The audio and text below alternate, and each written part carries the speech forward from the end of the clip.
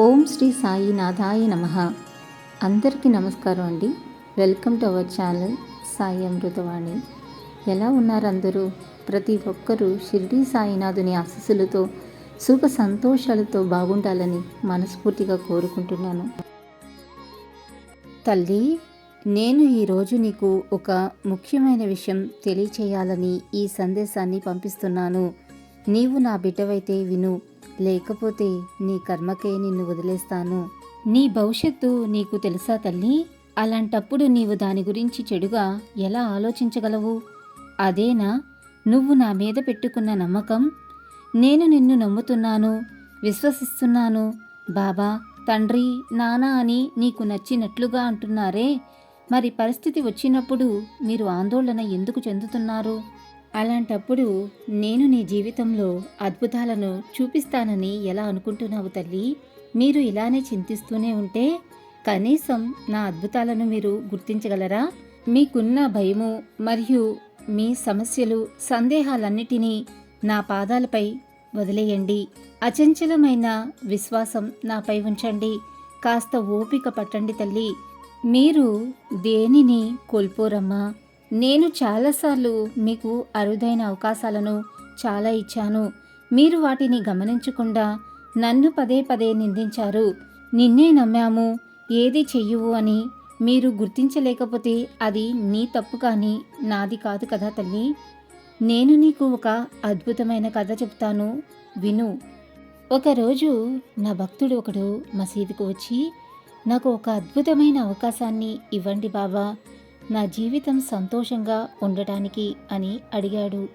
సరే, నేను నీకు ఇస్తాను, కానీ నువ్వు నీకు ఇచ్చిన అవకాశాన్ని గుర్తించగలవా అని అడిగితే, మీరు ఇవ్వండి బాబా, నేనెందుకు గుర్తించలేను అని నాకు సమాధానం చెప్పాడు.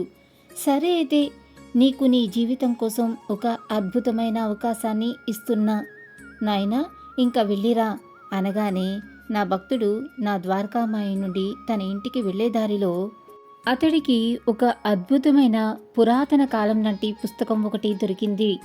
అతడు ఆ పుస్తకాన్ని అటూ ఇటూ తిరిగేసి ఒక పేజీ దగ్గర ఆగి చదివాడు.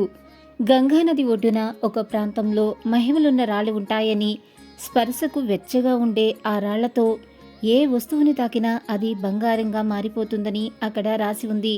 వెంటనే పుస్తకంలో రాసి ఉన్న ప్రదేశానికి వెళ్ళి రాళ్ల కోసం వెతకటం ప్రారంభించాడు నా భక్తుడు.